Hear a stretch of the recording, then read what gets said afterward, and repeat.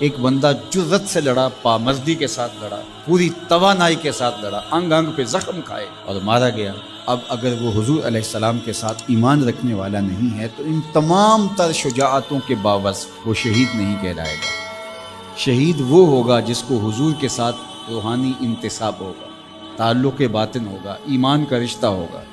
تو شہادت حضور کے قدموں سے ملتی ہے۔ اور اگر یہ تعلق قائم نہیں ہے تو یہ سارا عمل شہادت کا ذریعہ نہیں بن سکتا، شہادت کا ٹائٹل اس کو دستیاب نہیں ہو سکتا۔ اس کے لیے شرط اول جو ہے وہ ایمان ہے۔ اللہ اکبر۔ تو جس شہید کو حضور پر ایمان لانے کے نتیجے میں شہادت نصیب ہوتی ہے اور وہ مردہ نہیں زندہ کہلاتا ہے، اور قرآن کہتا ہے کہ اسے مردہ کہنا بھی نہیں، مردہ گمان بھی نہیں کرنا،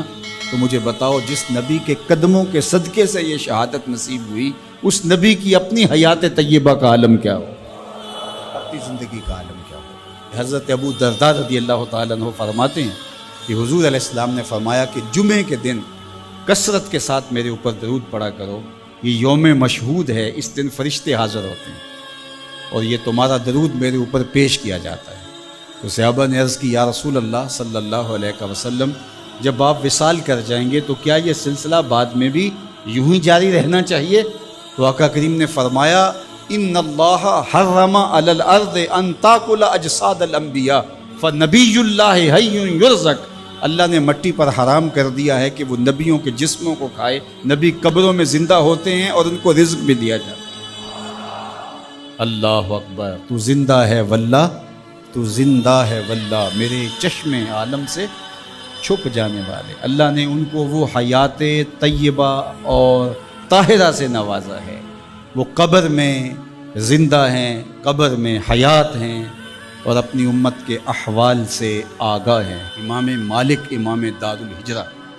آپ فرماتے ہیں کہ جب کوئی حضور کے روضے پہ جائے تو باقی ائمہ نے کہا کہ وہ کہیں ہم حضور کے روضے کی حاضری کے لیے گئے تھے اور ہو کے آئے، لیکن امام مالک کہتے ہیں اگر کوئی حضور کے روضے سے ہو کے آئے تو کہے میں حضور سے مل کے آیا، میں حضور سے مل کے آیا،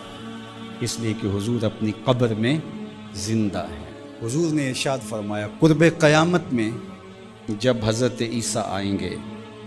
اور حضرت عیسیٰ علیہ السلام آئیں گے اور پھر دین کی تنفیذ ہوگی، خنزیر کو قتل کریں گے، شراب ختم کر دی جائے گی، صلیب کا نشان توڑ دیں گے،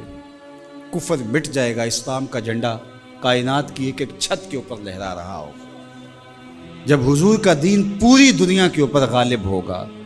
تو حضور فرمایا والذی نفسی بیدہ، فرمایا مجھے قسم ہے اس رب کی جس کے قبضے میں میری جان ہے۔ جب حضرت عیسیٰ یہ سب کچھ کر چکے ہوں گے تو پھر وہ میری قبر پہ حاضری دینے کے لیے آئیں گے۔ اللہ اکبر۔ جب میدان میں بھیجا جاتا ہے کمانڈر کو تو وہ سارا کام کرنے کے بعد پھر ہیڈ کوارٹر میں آ کے جو ہے وہ اپنے سپریم لیڈر کو سلوٹ کرتا ہے کہ جناب جو مشن سونپا گیا تھا وہ کر آیا۔ حضرت عیسیٰ سب کچھ کرنے کے بعد ثم لئن قام علی قبری، فرمایا پھر وہ آ کے میری قبر پہ کھڑے ہوں گے اور پھر کیا کہیں گے یا محمد صلی اللہ علیہ وسلم، مجھے یا محمد کہہ کے مخاطبت کریں گے۔ میرے حضور نے کیا کہا لأجیبنہ، لوگوں سن لو میں قبر سے حضرت عیسیٰ کو جواب دوں گا، تو زندہ ہے واللہ، تو زندہ ہے واللہ، میرے چشم عالم سے